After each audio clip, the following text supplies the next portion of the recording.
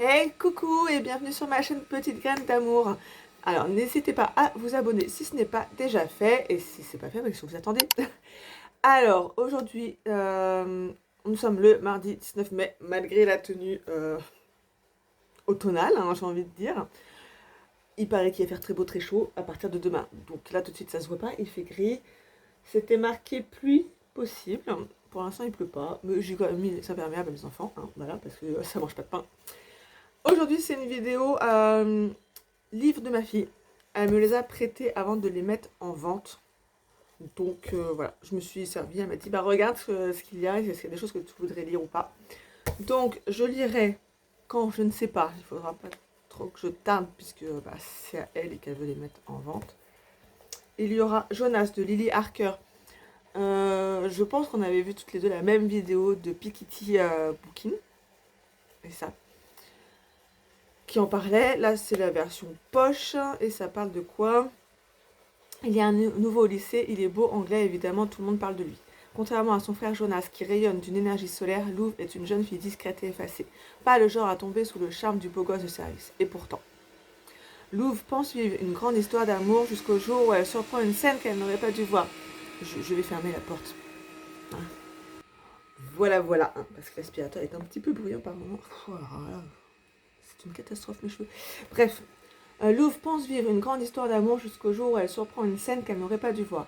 Pour surmonter cette douloureuse épreuve, Louve va devoir combattre ses préjugés, une famille un peu trop conservatrice ainsi que le regard des autres. En chemin, elle fera la plus belle des découvertes. L'amour est la meilleure réponse face au rejet et à l'incompréhension. Et pour cela, il va falloir serrer les poings. Voilà. Bon, ça n'a pas l'air très très léger comme lecture quand même. Ah, j'ai juste ouvert comme ça, je suis tombée sur un mot. Alors, ensuite, il y a The Devon's Sons, tome 1. Je ne sais absolument pas ce que c'est. De Chloé Valran. Entrer dans un gang? Jamais Avalon n'aurait pu l'envisager. Trouver une famille au milieu de toute cette violence? Encore moins. Et pourtant. Si je pensais passer ma première année d'université de la façon la plus banale qui soit, concentrée sur mes études, accompagnée de 2 ou 3 amis, rien n'aurait pu me préparer au tournant qu'allait prendre ma vie. J'aurais dû comprendre qu'avoir une meilleure amie dont le frère fait partie des Devon's Sons allait être une source d'ennui. Mais la dernière chose que j'imaginais, c'était de me retrouver liée aux activités d'un gang païen du Michigan. Encore moins forger une amitié avec ces bad boys armés, et certainement pas être attiré par Clark Taylor, le plus incontrôlable et dangereux de ces garçons. Aucun rapport, mais ça me fait penser à Sons of Anarchy, que mon mari est en train de regarder en ce moment. À cause de Sons et Gang, peut-être, je sais pas. J'aime pas trop cette série. Je lis pendant qu'il regarde, et en même temps, je jette souvent un œil dessus. C'est horrible, c'est la deuxième fois qu'il regarde.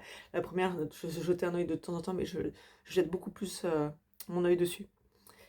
Je ne sais pas pourquoi. Je trouve cette série horrible. Il n'y a aucune morale. Les gens se tuent.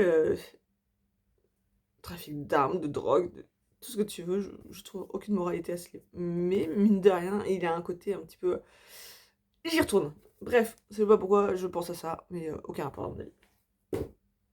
Qu'est-ce qu'elle m'a prêté? Elle m'a dit de lire aussi The Bucket List de Alice Desmerveilles. Oh, c'est joli comme nom. Je suis pas sûre que ce soit son vrai nom, mais c'est joli.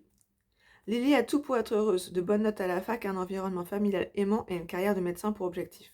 Seul bémol, elle est trop sage, trop sérieuse, à l'inverse de son frère Killian, qui part en vrille depuis la mort de leur père. Alors sa meilleure amie décide de lui concocter une bucket list et un défi de taille, tomber amoureuse. Tour à tour, adulée et méprisée, Maëlle est la star montante du foot, quarterback de l'une des plus grandes équipes de l'histoire, les Giants de New York. Quand Lily, la petite sœur de son coéquipier, débarque dans sa vie, Maëlle comprend vite qu'elle le déteste. Ça l'amuse beaucoup, je sais ce qu'ils doivent jouer les babysitters. Et qu'il ait besoin de son aide. Accepter son chantage? La laisser emménager au sein de sa colocation de footballeurs? Pas le choix. Mais Maëlle n'est pas du genre à se laisser faire. Et il compte bien montrer à cette petite peste qui ne cédera pas à ses caprices. Bon, je lis les résumés, je me doute qu'en fait, il va y avoir une sorte d'amour entre eux. Non? Non. Si c'est léger, pourquoi pas? J'ai envie de... tout plus ou moins léger. Il y a... Oui, alors 593 pages quand même. Hein. La légèreté.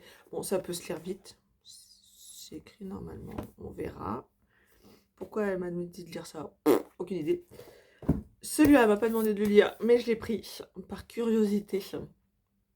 Tom Felton. Par-delà la magie. Confession d'un sorcier. Je sais pas, j'ai envie de lire ce qu'il peut raconter. Ils ont aligné une trentaine d'entre nous. Un des adultes, dont je découvrirai plus tard qu'il s'agissait du réalisateur Chris Columbus, a longé cette ligne en demandant à chaque enfant quelle était la partie du livre qu'il ou elle préférait. Je me rappelle n'avoir pas été emballée par cette question. Les réponses fusaient, nettes et précises. Hagrid, croque-dur, Quidditch. Et moi, je restais plantée là à me demander quand je rentrerais chez moi. Ce n'est que quand le tour de mon voisin est venu que j'ai pris conscience de mon absence totale d'idées sur la question. Je n'y avais pas pensé une seconde. Or, je ne savais pas du tout de quoi on parlait. Qu'était cette Hagrid? Qu'est-ce que c'était le Quidditch? Mon voisin a annoncé que c'était surtout Gringotts qui l'enthousiasmait, et j'ai pensé, mais de quoi s'agit-il? Des animaux volants peut-être? Je n'avais pas le temps de me renseigner. Chris Columbus s'est tourné vers moi. Quelle partie du livre as-tu le plus hâte de découvrir à l'écran, Tom? J'ai laissé passer un instant. Il y a eu un long silence gênant dans la salle. J'ai dégainé mon doigt de vainqueur et j'ai pointé du doigt mon voisin. Pareil que lui. Et puis j'ai mimé un petit battement d'aile. J'ai hâte de voir des Gringotts. Une pause, pesante. Tu veux dire que tu as hâte de voir Gringotts, la banque? A demandé Columbus. C'est ça, ai-je rapidement tenté pour me raccrocher aux branches. La banque. J'ai hâte. Voilà, je pense que ça doit être son expérience, son retour d'expérience sur le tournage de Harry Potter. Ça va. C'est écrit gros. Non, je blague. Après, c'est un grand format, donc c'est écrit quand même assez gros. Et il fait légende. Oui, alors légende, je m'en fiche un peu. Remerciement aussi. 381 pages. Ça devrait se lire vite. Et j'ai hâte aussi de le lire. Alors, parce que j'ai acheté la deuxième place. Je sais plus.